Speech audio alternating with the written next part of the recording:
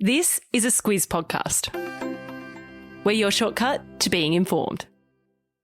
Squiz Kids! It's your daily news fix. Fun, free, fresh.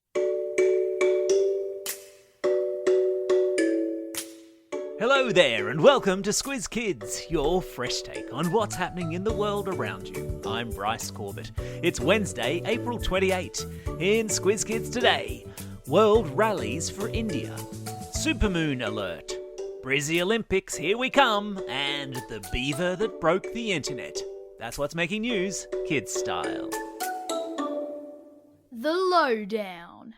Countries around the world, including Australia, have banded together to get emergency supplies, oxygen equipment and vaccines to India as the population there struggles with a surge in COVID-19 cases. Hospitals are overcrowded in many parts of the country, and the government there has ordered the lockdown of the largest cities in an attempt to bring the outbreak under control. India is one of the most populated countries in the world, with almost 1.4 billion people crammed into a country half the size of Australia. America has promised to send millions of COVID vaccines, the United Kingdom is sending medical equipment, and Australia has pledged to send ventilators, which are machines that help sick people breathe, as well as lots of masks and face shields. Because that's what good neighbours do. We help each other out when one of us is in trouble. It's a reminder too that even though it's been over a year since the pandemic was declared, we've still got a long way to go as a planet to be properly better again. Hey moon watchers, have you had a look up in the sky this week? Last night there was a pink supermoon hanging in the sky above us, and if it looked bigger than usual, it's because the moon is the closest it ever gets to Earth in its orbit. If you haven't yet caught a glimpse, pop out tonight and have a look, or otherwise mark your diary for the end of May when the next supermoon is due.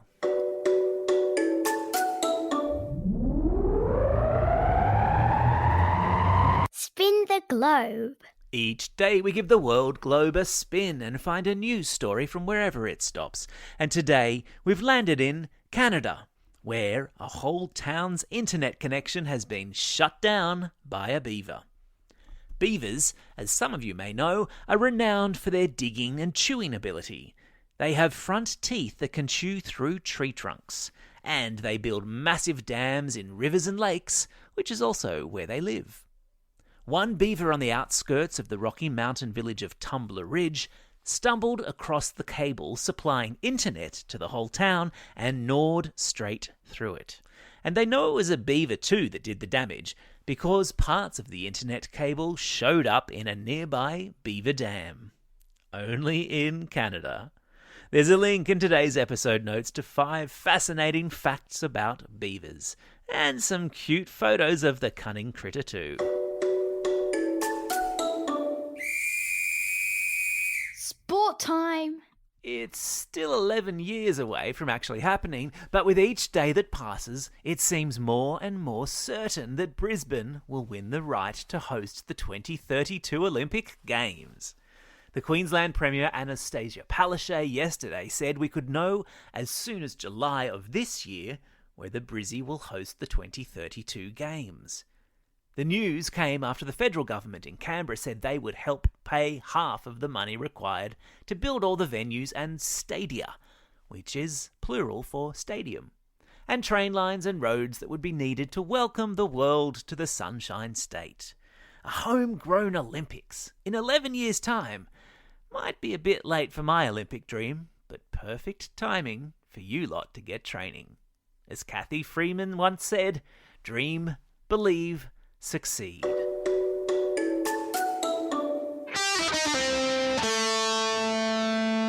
Pop Culture Corner. Oh look, I like a good pair of trainers as much as the next person. And yes, it's true, if I look back, I probably spent altogether more money on sneakers than was strictly necessary in my youth. But never would I dream of paying $2.3 million for a pair of trainers.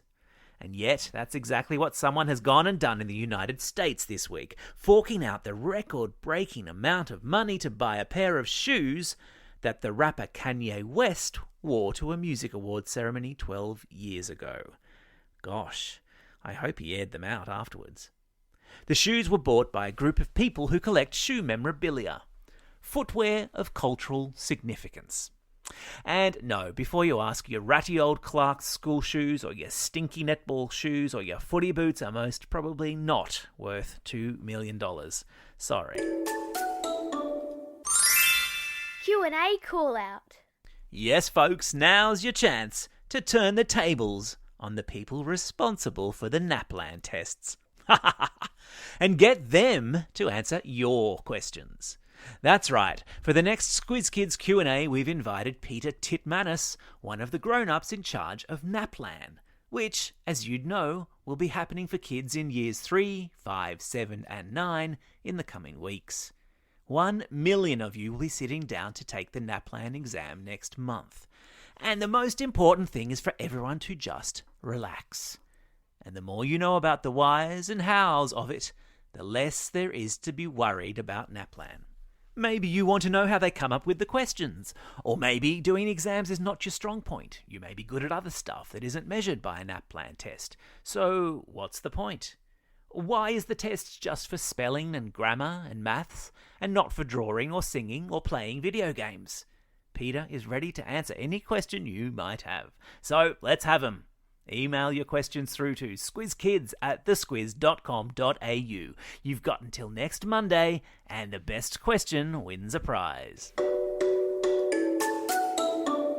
Time for the quiz.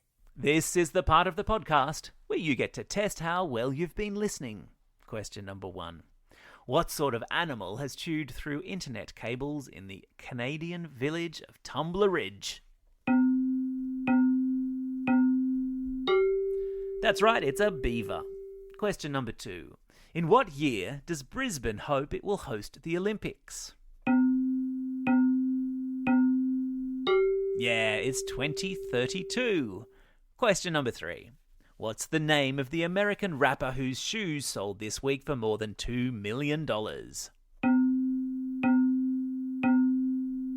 You got it, it's Kanye West.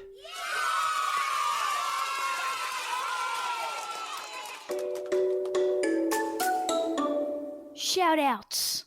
It's April 27, International Guide Dog Day.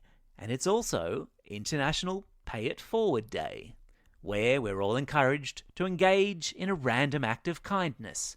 Buy an ice block for the kid you don't know in the canteen queue behind you, for example, or pick up the newspaper or bring in the bins for your elderly neighbour without being asked. You get the drift.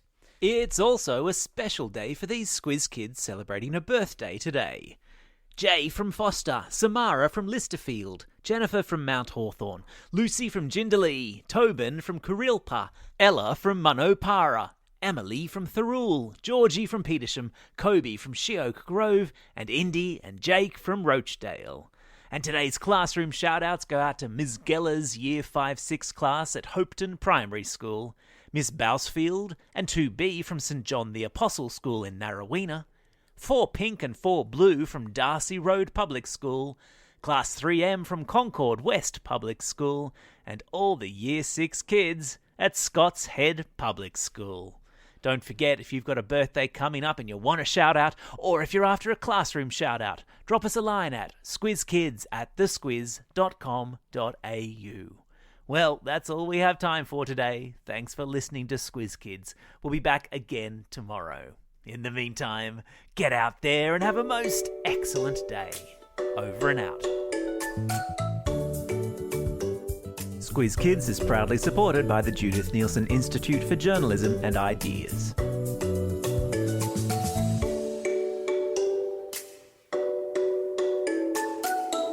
Squiz Kids! It's your daily news fix. Fun, free, fresh.